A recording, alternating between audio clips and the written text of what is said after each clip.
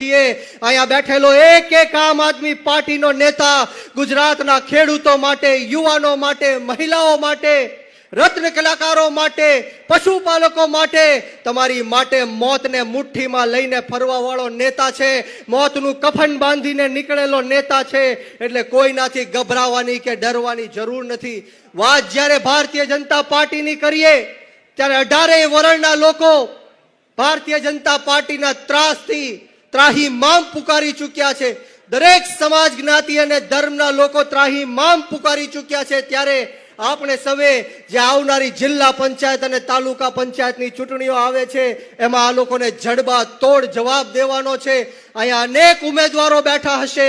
હું એમને કહેવા માટે આવ્યો છું કે આપણે જીતવાનું છે, લડવાનું છે, કોઈનાથી ડરવાનું કે ગભરાવાનું નથી. 2022માં આમ આદમી પાર્ટીને 41 લાખ કરતા પણ વધારે મતો આપીને ગુજરાતની જનતાએ સાબિત કરી દીધું છે. વિસાવદરની ચૂંટણીમાં સાબિત થઈ ગયું છે કે જો ભારતીય જનતા પાર્ટીને કોઈ હરાવી શકે તો એ આમ આદમી પાર્ટી હરાવી શકે, બીજું કોઈ હરાવી ન શકે. આપણે માત્ર ને માત્ર 41 લાખ જેટલા મતદારો સુધી પહોંચીને એમના ઘરના 4 મત અપાવડાવવાના છે. આ ભારતીય જનતા પાર્ટીની સરકાર 1 કરોડ અને 20 લાખ મત લઈને અત્યારે સરકાર ઉપર બેઠી છે. જો આ 41 લાખ લોકો પોતાના ઘરના 4 મત ખાલી અપાવશે તો કોઈના બાપની તાકાત નથી કે આમ આદમી પાર્ટીને સરકારમાં આવતા રોકી શકે.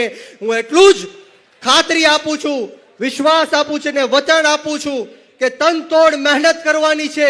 24 કલાક આમ આદમી પાર્ટીને આપવાની છે અને જીત આપણી નક્કી છે.